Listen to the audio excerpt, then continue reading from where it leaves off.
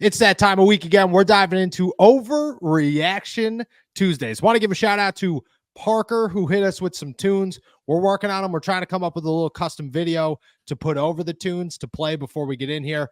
But they were awesome. Very appreciative of them. Very appreciative that you sent them our way. We'll get cracking on those, and we'll hopefully have them. The goal is next week is to release these bad boys to the world next Overreaction Tuesday. But this week, we'll go steady, we'll go calm in the midst of chaos because the Pittsburgh Steelers, man, they lit the world on fire today. And I'm excited for these ones. Nick, I'm going to toss it to you. It's Overreaction Tuesday, week 3, or I guess episode 3, week 7. And man, I'm open for some good ones. Let's get them kicking. Nick, I'm tossing it to you.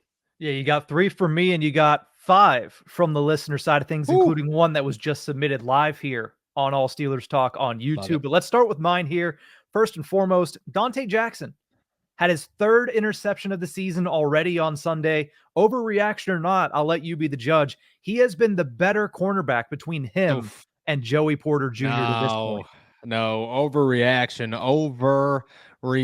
There's a reason that Dante Jackson gets his hands on the football, and that's because, well, quarterbacks are throwing it to Dante Jackson, but they're not throwing it to Joey Porter Jr. Why? Because they will not allow Joey Porter Jr. to come anywhere near a football. No way. I'm saying it's the other way around here.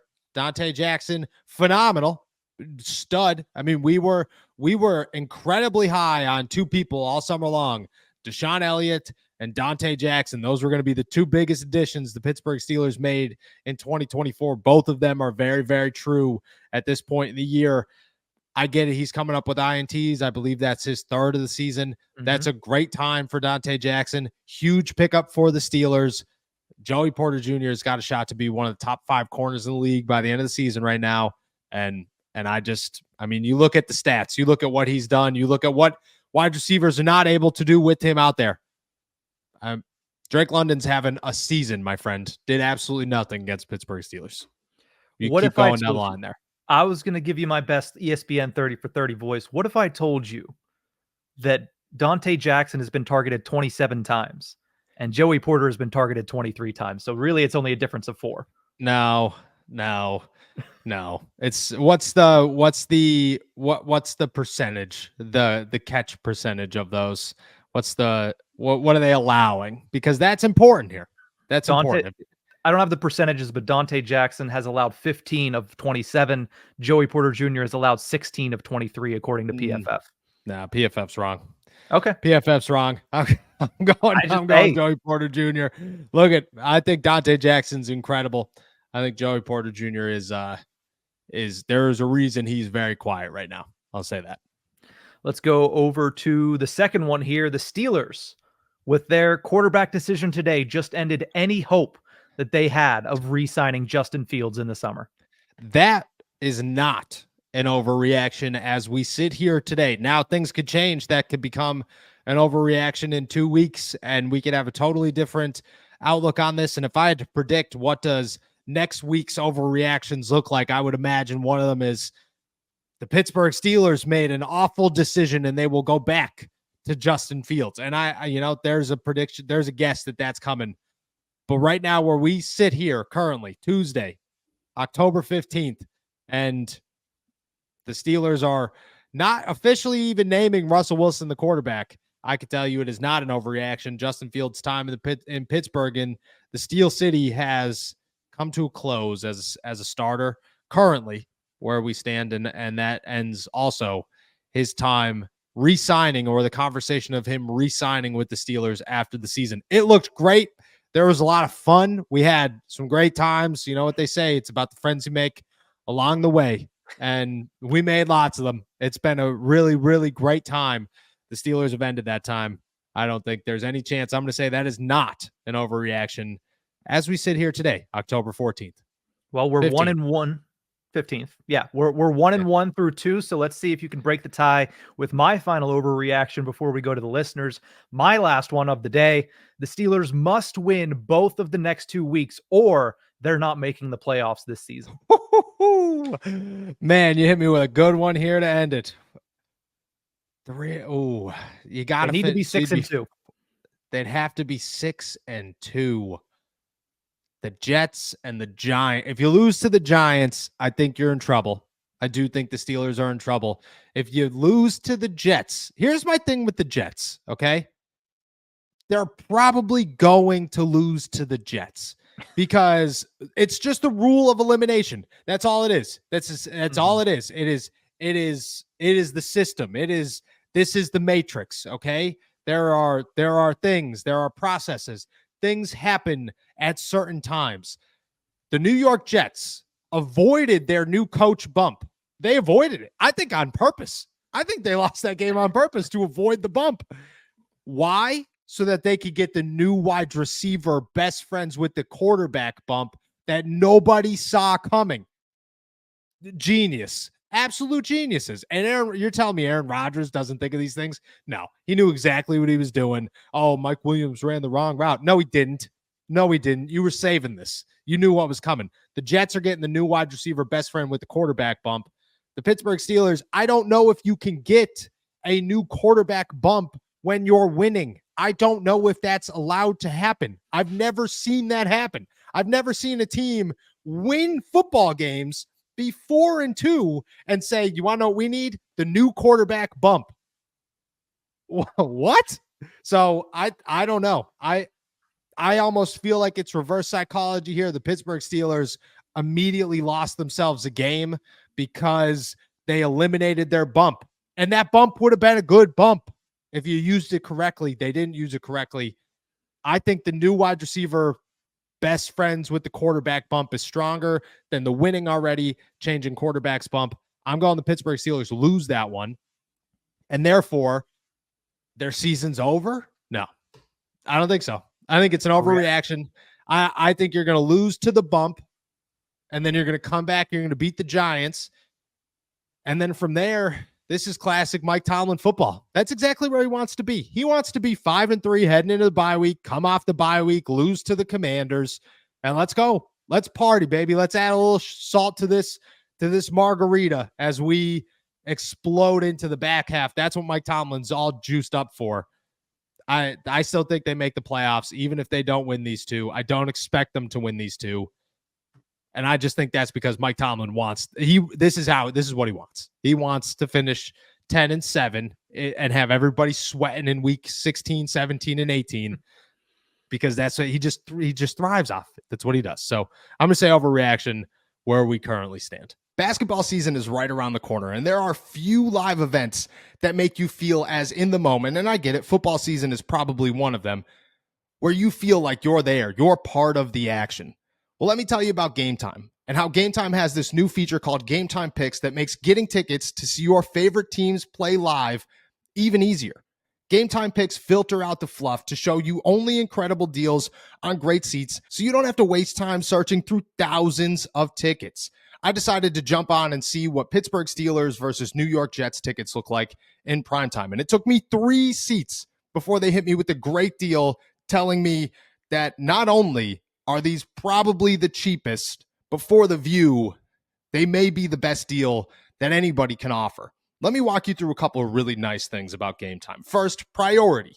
GameTime Picks curates to make it easier to save more on sports, concerts, comedy, theater, etc. They give you all-in pricing, which means that this feature shows you the total upfront cost with no surprise fees at checkout, because that is the absolute worst thing about buying tickets. They give you seat views because nobody, and I mean nobody, wants to show up not knowing what their view of the stadium is going to look like. The lowest price guaranteed, or GameTime will credit you 110% of the difference, and GameTime ticket coverage, which means that your purchase is covered with the most flexible customer service policy in the ticketing industry. Take the guesswork out of buying tickets with GameTime Picks. Download the GameTime app, create an account, and use our code ALLSteelers for $20 off your first purchase. Terms apply. Again, create an account and redeem the code ALLSTEELERS for $20 off. Download GameTime today. What time is it? Game time. All right, 2-1 in favor of overreactions. Let's go over to the listeners and start with Steven, who You can tell he got this one in early because he said if they don't fight hard to get Devontae, which they didn't get Devontae, Nope. they're going to be screwed going into the second half of the season. So overreaction or not, because they didn't get Devontae, they are screwed in the back half. Screwed. Screwed's a big word. Strong word there. Strong word. They are screwed. I'll tell you this. The Steelers have not been screwed so far with lack of wide receiver depth.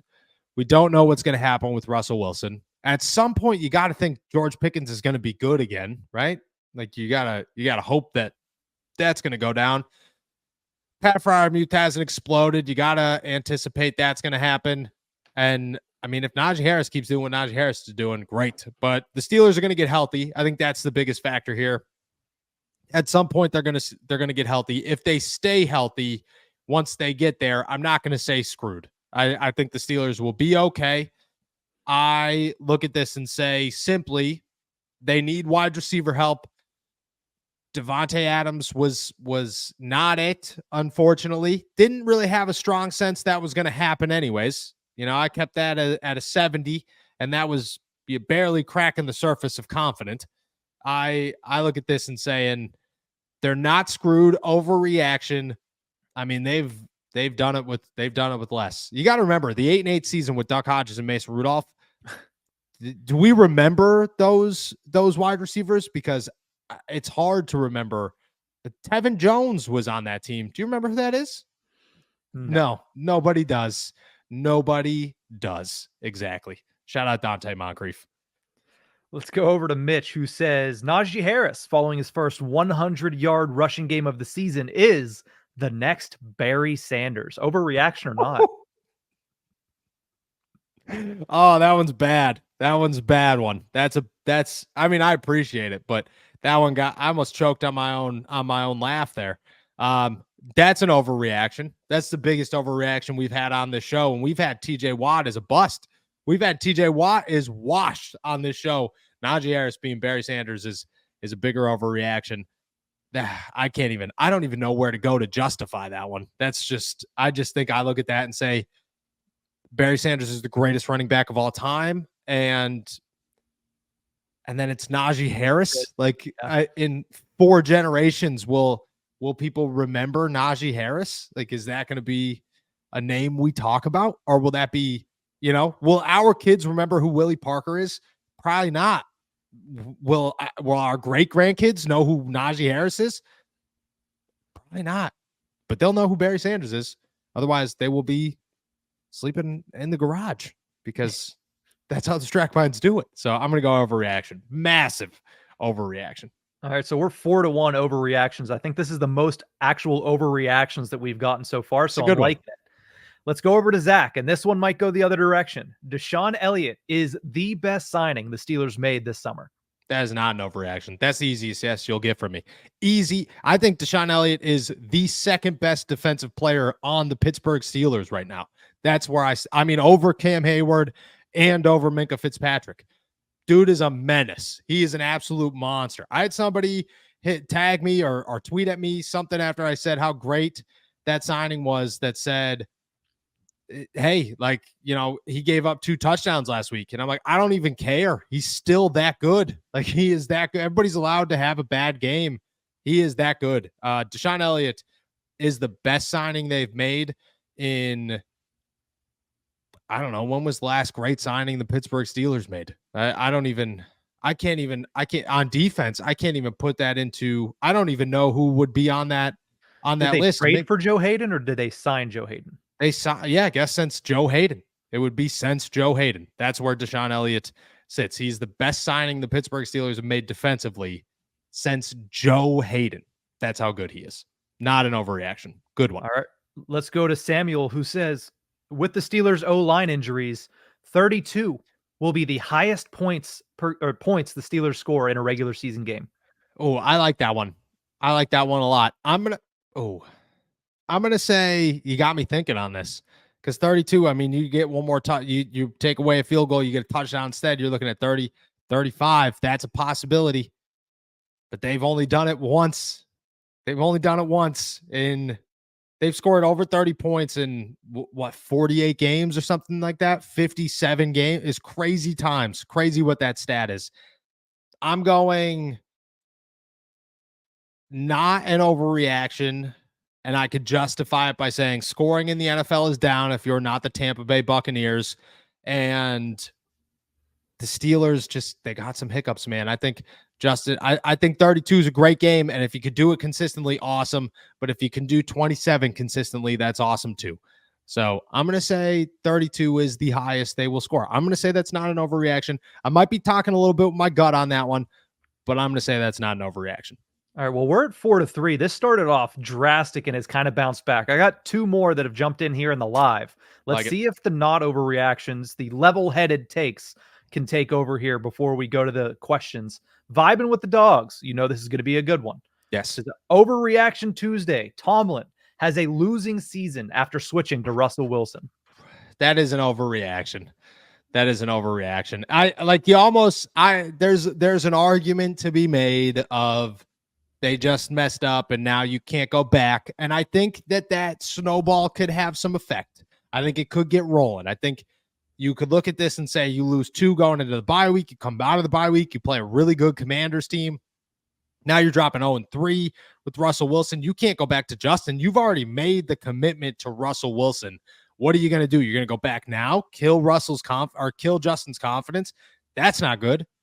I look at this and say there is a snowball, but it's Mike Tomlin. This is what he does. Russell Wilson wins football games. Let's not act like he doesn't win football games. He's won football games in the past. I look at this and say that's an overreaction. The defense is too good. The running game just had an explosive day. And Russ is not terrible. I'm not saying that he's the right call here, but he's not terrible. So I'm going to say overreaction. All right, well, that means the overreactions have clinched it, but we do have one more here from Carl Spackler. It says, overreaction. TJ is the overall MVP right now in the NFL. That is not an overreaction. TJ Watt takes over games all the time. I am not the only one who thinks that he should be in the MVP conversation. I mean, who you put? You're going to put Lamar in there. Definitely. Lamar looks unreal. You're going to put Lamar in there. You're going to put Patrick Mahomes in there because the Kansas City Chiefs are the Kansas City Chiefs, obviously. You're probably going to put, I don't know, who's the second best team in the NFL? Is it still, I don't even know. I don't even remember who I put in my Minnesota. Oh, maybe Sam Darnold. You'd probably put Sam Darnold in that conversation. You have to put Sam Darnold in that conversation, but he's not gonna win it. I still think TJ has more consistency by the end of the season. It's an overreaction to say he will win the MVP. It is not an overreaction to say overall he is the MVP right now. The Pittsburgh Steelers are literally 4-2 because of him. They are 2-4 if TJ Watt does not exist. They probably lose to Vegas and they probably lose to Atlanta. I would say TJ Watt has handed them 2 wins. They are 4-2 because of it. TJ Watt is the overall MVP right now. I will say that's not an overreaction. All righty. Well, we do have a bunch of questions to get to. So that is the end of Overreaction Tuesday, week 3. The overreactions take it by a final of 5-4. Got closer than I expected it though. It did. Those are some good ones. We appreciate you. We'll be back next Tuesday, dive into the same thing. And this has been a blast. So let's keep them trucking.